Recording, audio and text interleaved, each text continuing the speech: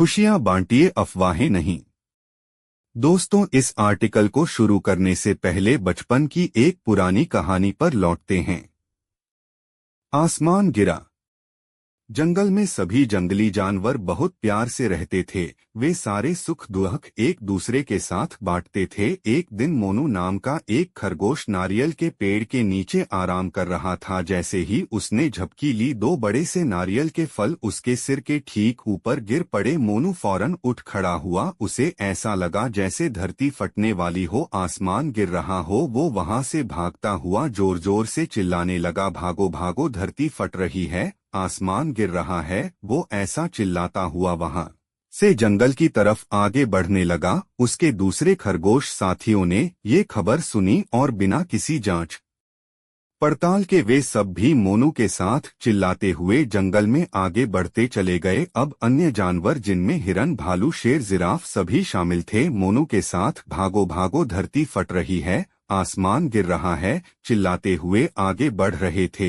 ये बात जंगल में आग की तरह फैल गई और सभी जानवर शहर की तरफ भागने लगे। उस जंगल में गोपी नाम का एक समझदार सियार रहता था। सभी को भागता हुआ देख उसने हिरन से पूछा, आप सब इस तरह अचानक कहाँ भाग रहे हैं? हिरन ने कहा, मुझे तो भालू ने बताया कि हम पर संकट छाया है, आसमान गिर रहा है और धरती फट रही है, इसलिए हम सब भाग रहे हैं। ओह, गोपी ने भागते हुए भालू से पूछा, आप सब कहाँ भाग रहे हैं? भालू ने भी इस बारे में सटीक उत्तर नहीं दिया और अन्य जानवरों की ओर इशारा कर दिया घूम फिरकर। अंत में बात मोनू खरगोश पर आकर रुकी। मोनू खरगोश से गोपी सियार ने पूछा, आपको कैसे पता चला कि धरती फट रही है, आसमान गिर रहा है? मोनू ने जवाब दिया, जब मैं नारियल के पेड़ के नीचे सो रहा था तब मैंने ऊपर से आसमान गिरने की आवाज सुनी और मुझे लगा धरती फट रही है। मोनू यह बात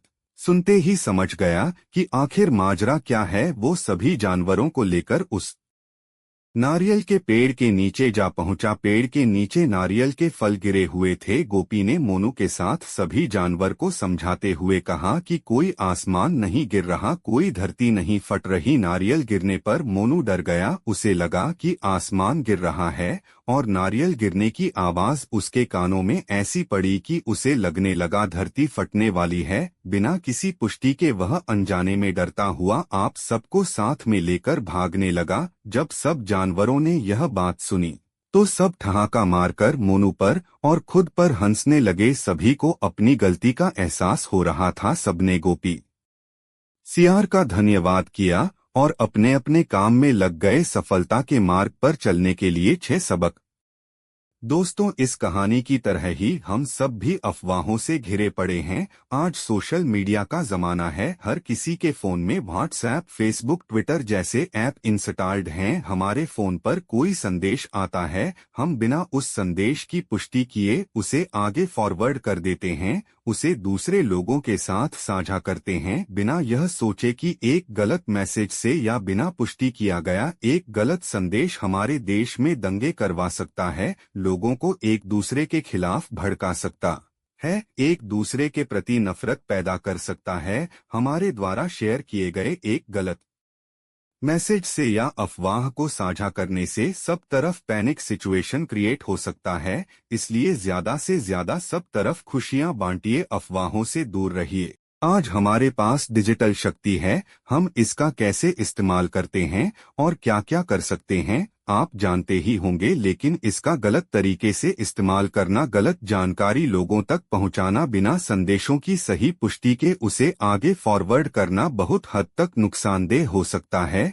जिस प्रकार मोनू खरगोश से बात करके अफवाह को दूर किया गया है, हम उसी प्रकार से सोशल मीडिया पर वायरल हो रहे अफवाहों को दूर नहीं कर सकते, क्योंकि 130 करोड़ की आबादी वाले देश में अफवाह बहुत तेजी से स्प्रेड होता है और अफवाह कहां से फैला है उस तक पहुंच पाना सभी के लिए एक बड़ा चैलेंज हो सकता है। इसलिए कृपया अफवाहों से दूर रहें, पैनिक सिचुएशन पैदा करने वाले संदेशों को फॉरवर्ड मत करें, ज्यादा से ज्यादा खुशियां बांटें और खुश रहें। Share happiness not rumours.